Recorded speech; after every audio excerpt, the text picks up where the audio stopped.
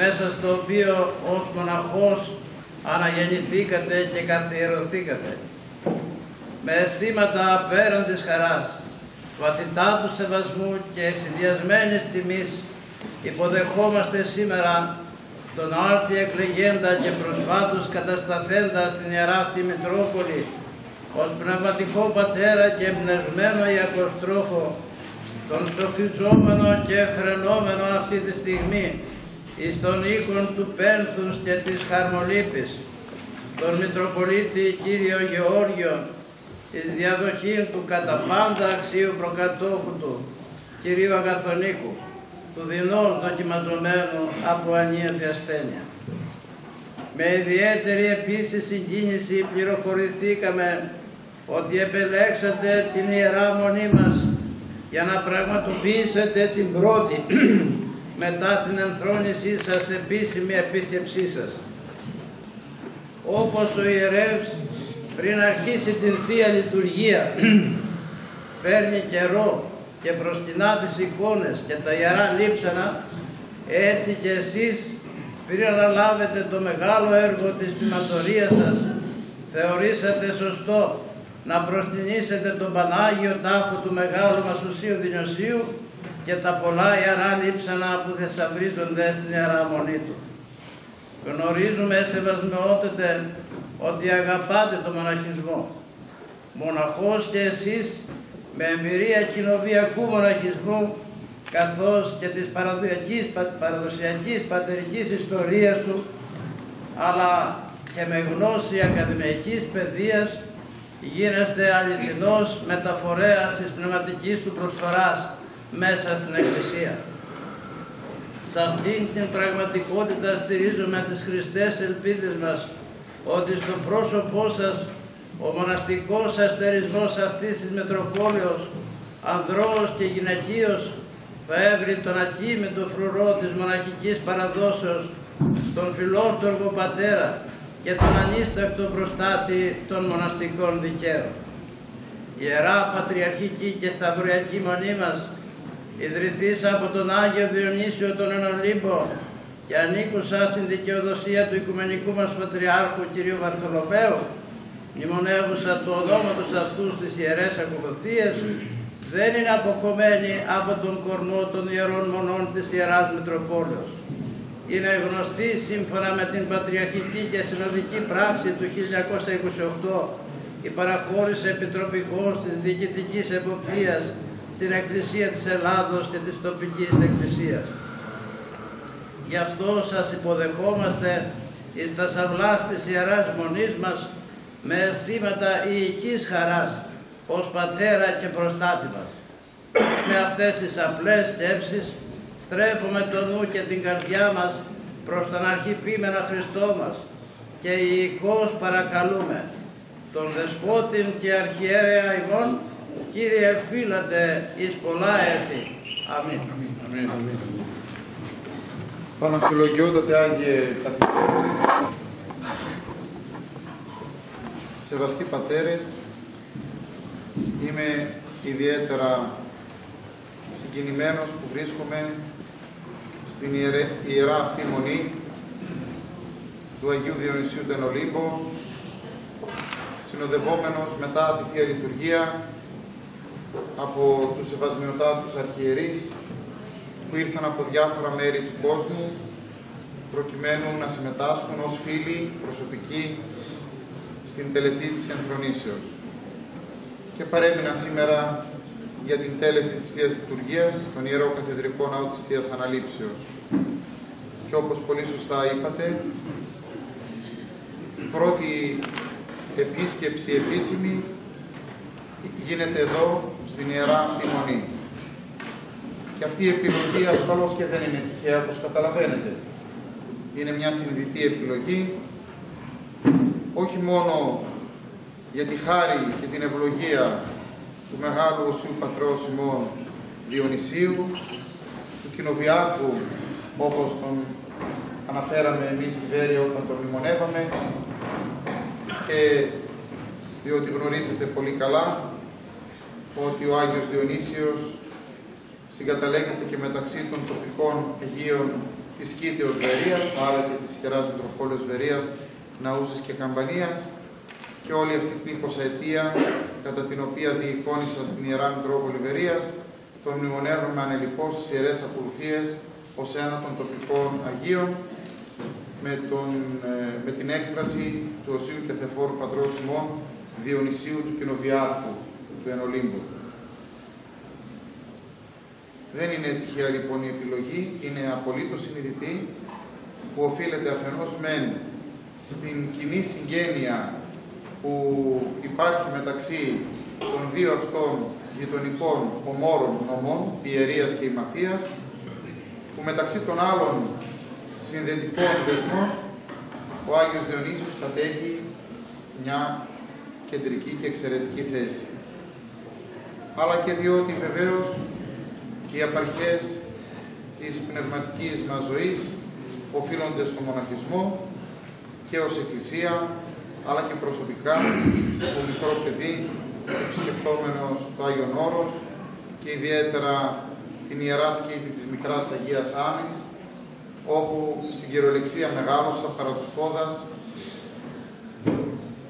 του μεγάλου υμνογράφου της Εκκλησίας μας, του Γέροντος Γερασίμου του Μικραγιαννίτου, και είχα την ευκαιρία και την ευλογία στη ζωή μου να συναναστραφώ και να ζήσω μεγάλες μορφές του συγχρόνου μοναχισμού, όπως ο Γέροντας Εφρέμο Κατουνακιώτης και άλλοι πατέρες, που άλλοι γνωστοί και άλλοι άγνωστοι πάντως δώσαν την κοινή μαρτυρία της πίστεως και της εν Χριστώ ζωής.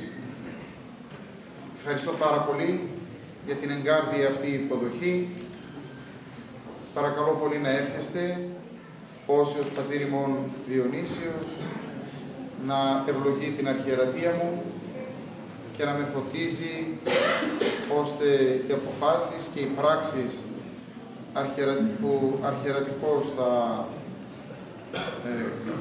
κάνω και θα λαμβάνω να είναι πραγματικά προς το καλό και το συμφέρον του ποιμνίου μου και να οδηγηθούμε έτσι όλοι μαζί εις νομάς σωτηρίας. Ευχαριστώ. Διευχών των Αγίων Πατέρων ημών, Κύριε Ιησού Χριστέ ο Θεός, ελέησον και σώσον ημάς. Διευχών του Αγίου Δεσπότου ημών, Κύριε Ιησού Χριστέ ο Θεός ημών, ελέησον και σώσον ημάς.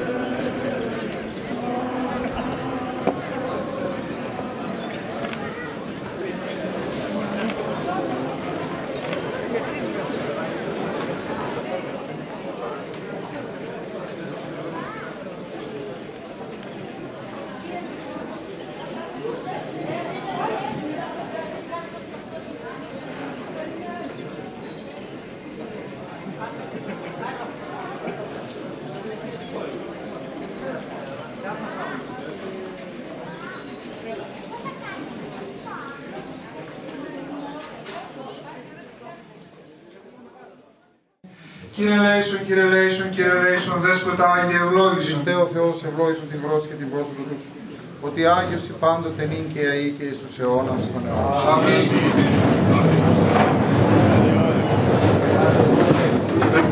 Στο Ελληνικό αυτό βιβλίο θαυμάσιε, σε άφησα τελευταίο από όλους. Στο ουράνιο όμως βιβλίο είμαι πεπισμένος ότι θα προηγεί σε όλων μας, διότι ασφαλώς είναι αξιόπιστος εκείνος που είπε ότι οι τελευταίοι κατά το φρόνημα θα είναι πρώτοι κατά το αξίωμα. Ποιμήν στην κυριολεξία είναι εκείνος που μπορεί να αναζητήσει και να θεραπεύσει τα απορρολώτα λογικά πρόβατα. Όσο τα πρόβατα ακολουθούν συνεχώς τον ποιμένα και προχωρούν, τόσο θα είναι εις θέση να απολογηθεί υπέρ αυτών στον οικοδεσπότη. Διδάσκαλος πραγματικός είναι αυτός που έλαβε από τον Θεό πνευματικό βιβλίο, γραμμένο δια δακτύλου Θεού, δηλαδή δια της ενεργείας της θεϊκής ελάμψεως, και δεν έχει πλέον ανάγκη από τα άλλα βιβλία. Είστε γνωστός όχι μόνο στο ελλαδικό περιβάλλον, αλλά και στις άλλες εκκλησίες, τις Ορθόδοξες. Δια τούτο και η παρουσία τόσων πολλών αρχιερέων από το εσωτερικό, οι οποίοι σε μια πνευματική σύναξη για να συμμερίζονται την χαρά την οποία βιώσαν. Και εγώ θέλω να εκφράζω εκ μέρους της Εκκλησίας της Σερβίας όλο θέμα της ευχαριστίας για όσα που ζούσα αυτές τις 2-3 μέρες και στην Ιερά Μητρόπολη Βερίας, Ναούσης και Καμπανίας και στην Κατερίνη επί τη ευκαιρία της ενθρονήσεως του Μητροπολίτου Γεωργίου. Αυτή είναι μια αβραμιαία φιλοξενία που έζησα εδώ ιδιαίτερα η χαρά και αγαλίαση του λαού που περιμένει με τόσο αγάπη τον Ποιμενάρχη. Από όλα τα άκρη του κόσμου ήρθαμε για εσάς, σεβασμιότατε, και πάντοτε θα είμαστε δίπλα σας, επειδή πιστεύω ότι δεν υπάρχει τίποτε ωραιότερο από αυτό όταν τα αδέλφια είναι μαζί στην Θεία Λειτουργία, στην ενότητα και στην καθολικότητα. Άξιος! Άξιος! Εγώ δώσαμε τα δώρα μας και στη Γάρια και σήμερα στη Μητρόπολη, στο ναό, αλλά για τυπικά λόγια θα τα προσφέρω και εδώ.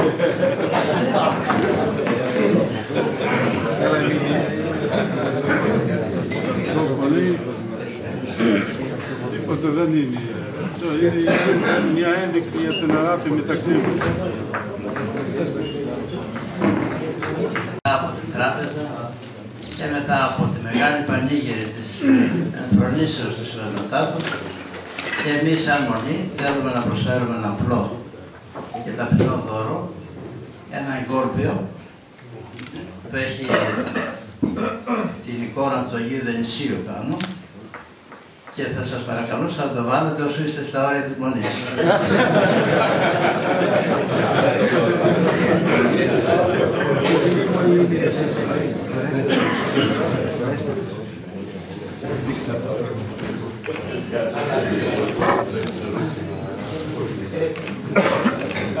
Άξιος!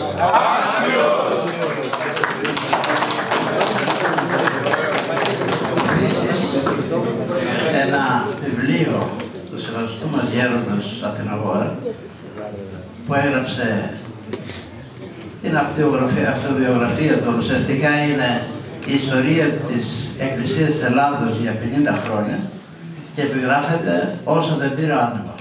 Θα το δίνει, είπα να του δώσει ο ίδιος, αλλά μου λέει να το δώσει. Ευχαριστώ Γέροντα, ευχαριστώ πολύ. Ευχαριστώ πολύ.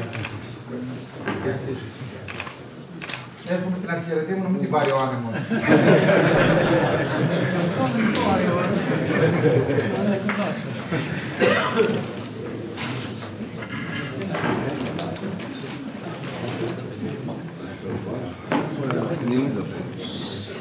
Τα λόγια πολλές φορές είναι φτώχεια.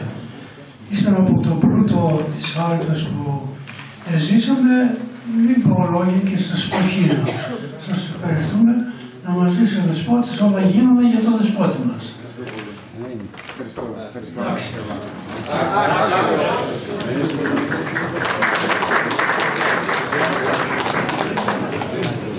Κατά τις πάμπολες παρουσίες και λειτουργικές παραστάσεις μου στη Βέρεια, πολλές φορές μου εδόθη ευκαιρία να ευχηθώ στην αείμνηστο κυρία Ειρήνη, να την αξιώσει ο Θεός να ζήσει, να δει το Γεώργιο Αρχιερέα.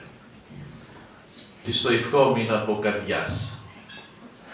Αυτό δεν το επέτρεψε ο Θεός να το δει με τα χωικά της μάτια. Όλοι είμαστε πεπισμένοι ως πιστοί ότι το νιώθει εξ ουρανού. Εγώ αυτή τη στιγμή, επιτρέψτε μου, μαζί με τη συγγνώμη μου, να αντιπροσωπεύσω εκείνη και να πω στον Γεώργιο, παιδί μου, πολλά χρόνια αρχιερατική ζωή εν υγείας να ζήσεις. Να είσαι άξιος. Αμήν.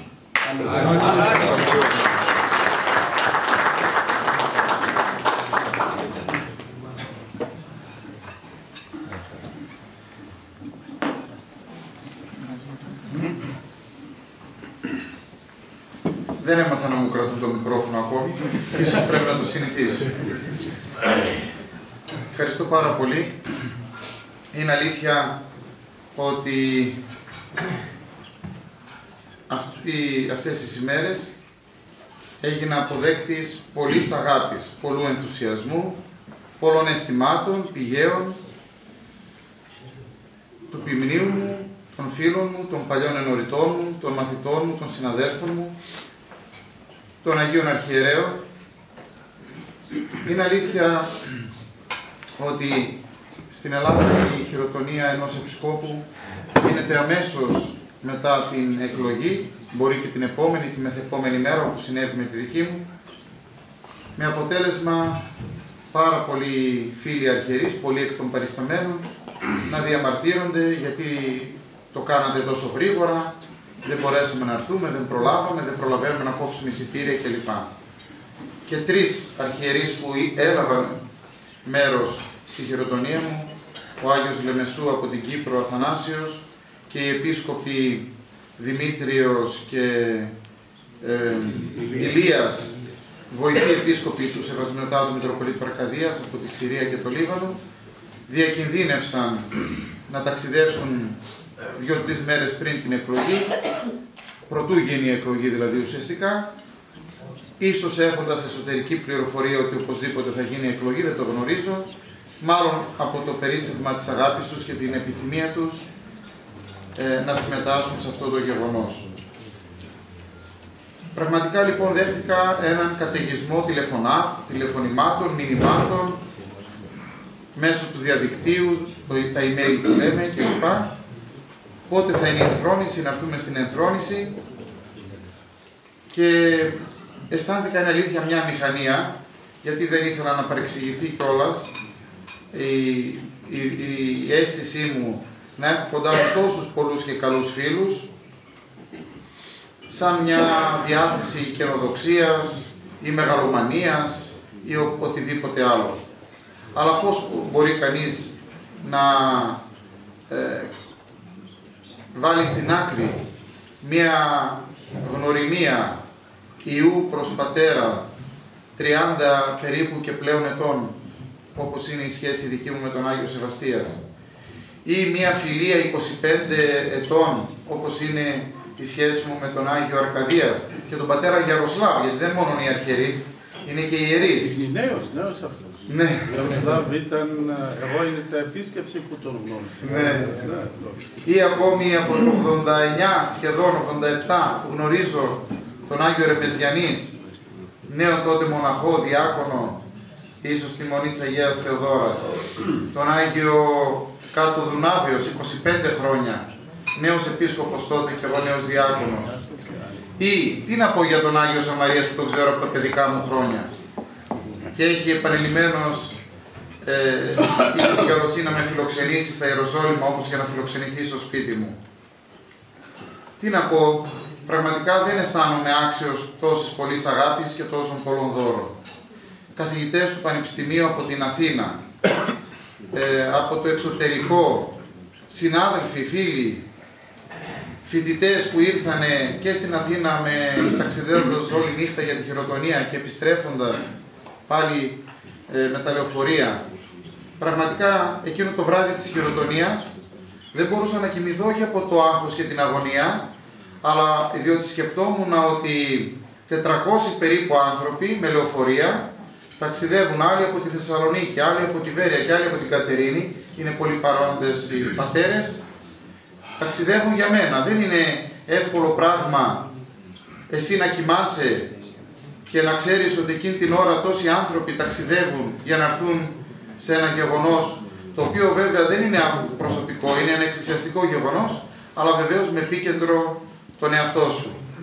Είναι πραγματικά έτσι πάρα πολύ σημαντικό αυτό, διότι όπως είπα και σε κάποια άλλη στιγμή, οι αρχαίοι Έλληνες έλεγαν ότι φιλία, το πολυτιμότερο δώρο, το μεγαλύτερο δώρο είναι η φιλία. Έγινα αποδέκτης πολλών δώρων. Εχθές το απόγευμα που οι Άγιοι Αρχιερείς πήγαν μια έτσι επίσκεψη στην Μονή του Κολυνδρού, εγώ ήμουν στη Μητρόπολη, δεχόμουν τις ευχές του ποιμνίου μου, εκεί στην αίθουσα του θρόνου που είναι και το Μουσείο της Μητροπόλεως, και είδα λοιπόν 2 βιτρίνες κενές, άδειες. Λέω, αυτές οι βιτρίνες κάτι περιμένουν. Λοιπόν τώρα αποφάσισα τι θα βάλω στις βιτρίνες. Όλα αυτά τα δώρα που με δωρήσαν οι Άγιοι Αρχιερείς, διότι είναι επαιτειακά δώρα και με δεδομένο ότι η ενθρόνηση ενός Μητροπολίτη είναι ένα σπάνιο και εξαιρετικό γεγονός, δεν ξέρω πόσα χρόνια θα μου δώσει ο Θεός βέβαια ζωή. Λοιπόν, με τις επιγραφές από πού προέρχεται και ποιος έδωσε το κάθε αντικείμενο, από το παλαιό εγκόλπο που φορούσα νωρίτερα που μου έδωσε ο Άγιος Σαμαρίας, που είναι ένα πραγματικά μουσιακό αντικείμενο, μέχρι και τα δώρα που μου δόθηκαν σήμερα.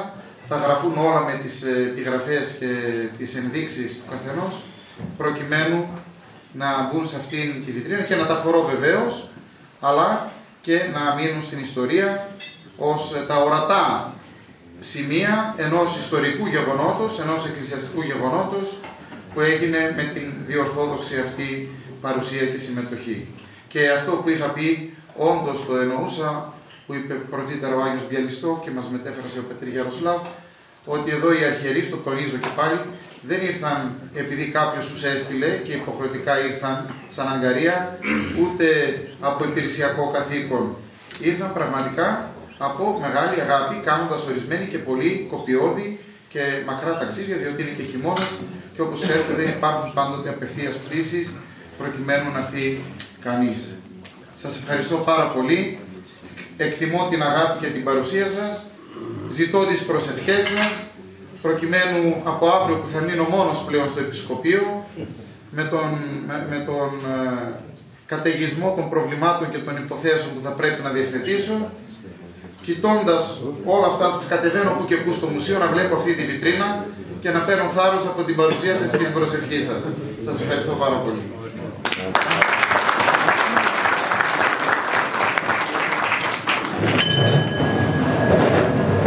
Κύριε Λέησον, Κύριε Λέησον, Κύριε Λέησον, Δέσποτα Άγιε Ευλόγησον.